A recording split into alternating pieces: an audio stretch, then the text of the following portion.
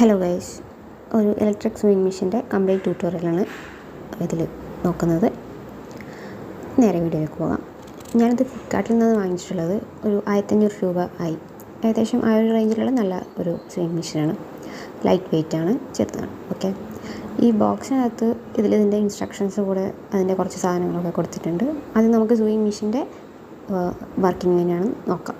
Okay, പിന്നെ താഴെ 2 പ്ലഗാണുള്ളത്. ഒന്ന് ഇത് ചാർജർ കുത്തുന്നതാണ്, പിന്നെ ഒന്നുള്ളത് നമുക്ക് പെഡൽ യൂസ് ചെയ്തിട്ട് ഇതിൻ്റെ കൺട്രോളിങ് ഉള്ളതാണ്. അപ്പോൾ നെക്സ്റ്റ് പിന്നെ ഉള്ളത് ഇതിൽ ഒരു ഓൺ ഓഫ് സ്വിച്ച് ബട്ടൺ ഉണ്ട്. നമ്മൾ ഇത് ചവിട്ടിയിട്ടല്ല യൂസ് ചെയ്യുന്നതാണെങ്കിൽ ഈ ഓൺ ഓഫ് ബട്ടൺ പ്രസ് ചെയ്തിട്ട് നമുക്കത് കൺട്രോൾ ചെയ്യാം. ഓക്കെ, അതിൽ തന്നെ ഓൺ ഓഫ് ബട്ടൺ ചെയ്യുമ്പോൾ അതിൽ സ്പീഡ് കൺട്രോളിങ് ഉണ്ട്, ലോ സ്പീഡ്, ഹൈ സ്പീഡ് ഉണ്ട്. ഓക്കെ, നെക്സ്റ്റ് പിന്നെ ഇതിൽ ബോബിനാണ്. നൂല് ഇതിൽ ചുറ്റി വഴിയിട്ട് അങ്ങനെ എടുക്കാം, അല്ലെങ്കിൽ നോർമൽ നൂല് ഇവിടെ ഇട്ട് കൊടുക്കാം. ഇതിങ്ങനെ താഴ്ത്താനും പൊക്കാനും പറ്റും. ഓക്കെ, പിന്നെ സ്വിച്ചിങ് കൺട്രോൾ ചെയ്യുന്ന സൂചി എങ്ങനെയാണ് ഇതിൽ കൂടെ എഴുതുന്നത് നോക്കാം. ഈ സൂചി ഇതിൽ ഫിറ്റ് ചെയ്ത് വന്നതാണ്. ഓക്കെ, ഇതിൻ്റെ താഴെ ഒരു ഇത് ഓപ്പൺ ആക്കിയാൽ ബോബിൻ കാണാം. ഇത് നൂല് നിറച്ചിട്ട് തന്നെയാണ് ഇതിൽ വന്നിട്ടുള്ളത്. ഇതിങ്ങനെ ക്ലോസ് ചെയ്ത് വെക്കാം. ഓക്കെ, നെക്സ്റ്റ് നൂലങ്ങനെ കണക്ട് ചെയ്യാൻ നോക്കാം. ഈ ബോബിനിൽ നൂലെടുക്കാം. ഇതിന്ന് ഫസ്റ്റ് ഇവിടെ ഒരു റിങ് ഉണ്ട്, അതിലൂടെ നൂലെടുക്കാം. അതിനുശേഷം ഈ 2 പ്ലേറ്റിൻ്റെ ഇടയിലൂടെ അതിങ്ങനെ ടൈറ്റാക്കി കൊടുക്കണം താഴേക്ക്.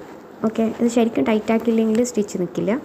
നെക്സ്റ്റ് ഇതിൻ്റെ തൊട്ടടുത്തൊരു റിങ് ആണ്, അതിലൂടെ എടുക്കുക.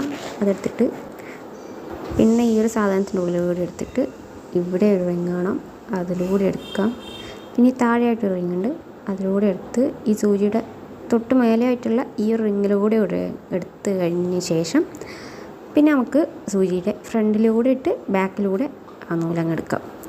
അതിനുശേഷം ഇത് മേലേക്ക് ഇങ്ങനെ ഉയർത്താനും താഴ്ത്താനും പറ്റുന്നതാണ്. അപ്പോൾ അത് മേലേക്ക് ഉയർത്തിയതിന് ശേഷം നൂലതിൻ്റെ അടിയിലൂടെ എടുത്ത് പുറത്തേക്ക് അങ്ങനെ ഇടാം.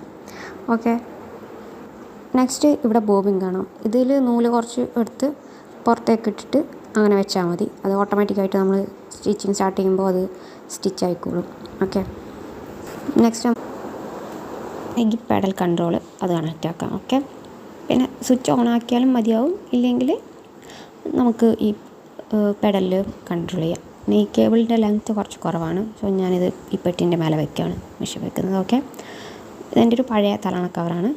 ഓക്കെ, ഇത് പൊക്കിയതിന് ശേഷം ആ തുണി അതിൻ്റെ ഉള്ളിലൂടെ വെച്ച് അതുവരെ ടൈറ്റാക്കിയ ശേഷം ഒന്നുകിൽ സ്വിച്ച് ഓൺ ആക്കാം, അല്ലെങ്കിൽ നമുക്ക് പെഡലിൽ കൺട്രോൾ ചെയ്യാൻ പറ്റും.